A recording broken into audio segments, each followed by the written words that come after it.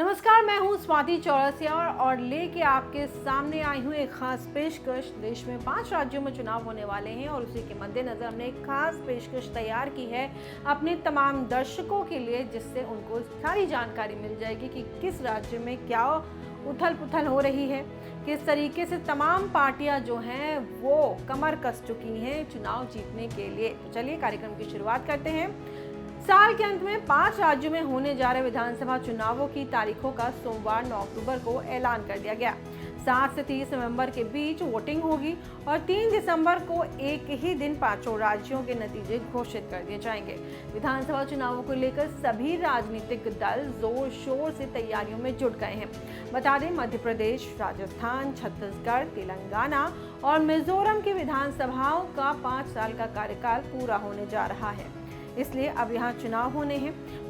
पिछले चुनाव में 3 राज्यों मध्य प्रदेश, राजस्थान, छत्तीसगढ़ में कांग्रेस ने जीत हासिल की थी। वैसे तो सभी राज्य अहम हैं, लेकिन राजस्थान का रण अपने आप में काफी अहम है। अगर यहाँ कांग्रेस वापसी करती है तो एक रिकॉर्ड बनाएगी। आपको बता दें, राजस्थान में 230 सीटों पर एक चरण में 23 नवंबर को चुनाव होंगे। वहीं नतीजे 3 दिसंबर को घोषित किए जाएंगे।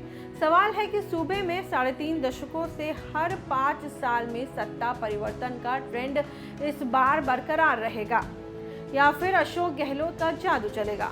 कांग्रेस और बीजेपी पूरे दमखम के साथ चुनावी मैदान में है, लेकिन दोनों के बीच जिस तरह से कांटे का मुकाबला है, उसके चलते वहां की अन्य पार्टियां किंगमेकर बनने का सपना संजोए हुए हैं। ऐसे में देखना है कि राजस्थान की राजनीतिक बाजी किसके हाथ लगती है। बता दें, राजस्थान की सियासत में पिछले 5 सालों से कांग्रेस अंदरूनी कलह से संघर्ष करती नजर आ रही है। सीएम अशोक गहलोत और सचिन पायलट के बीच वर्चस्व की जंग जारी रही है, लेकिन हाईकमान के हस्तक्षेप के बाद फिलहाल शांति का माहौल है। बीजेपी गुट में भी इसी तरीके की स्थिति देखने को मिल रही है और इस बार पार्टी ने मुख्यमंत्री के चेहरे को घोषित न करके सामूहिक नेतृत्व में चुनाव लड़ने की रणनीति अपनाई है।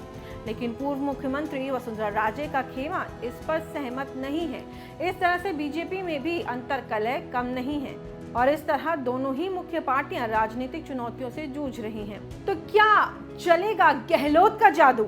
जी हाँ, राजस्थान में 3.5 दशक के सत्ता परिवर्तन का ट्रेंड रहा है, यानी हर 5 साल पर कांग्रेस और बीजेपी के बीच सत्ता बदलती रही है।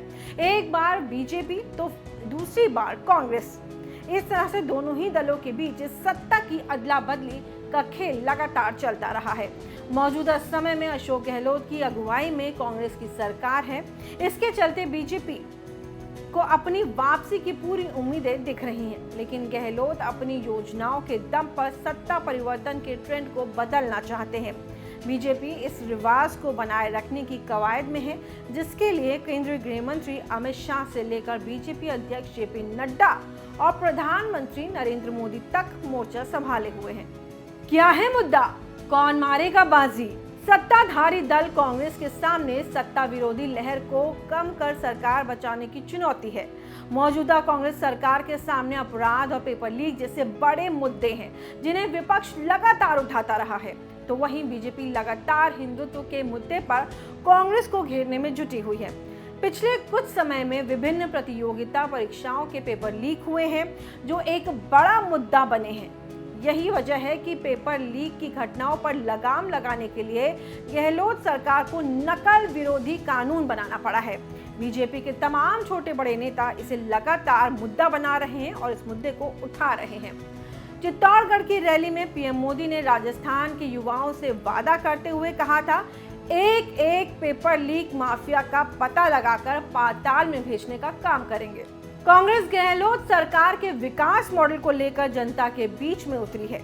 500 रुपए में गैस सिलेंडर, चिरंजीवी परिवारों की महिला मुखियाओं को निःशुल्क स्मार्टफोन, बिजली मुफ्त इलाज जैसी योजनाओं को लेकर के कांग्रेस वापसी में अपनी उम्मीदें लगाई हुई है कि इस तरह से कांग्रेस एक बार फिर से सत्ता बना पाएगी। ऐसे में देखना है कि इस बार सत्ता में किसकी वापसी होती है। वैसे आपकी इस खबर पर क्या राय है, हमें कमेंट सेक्शन पर जरूर बताएं और हमारे चैनल को जरूर सब्सक्राइब करें।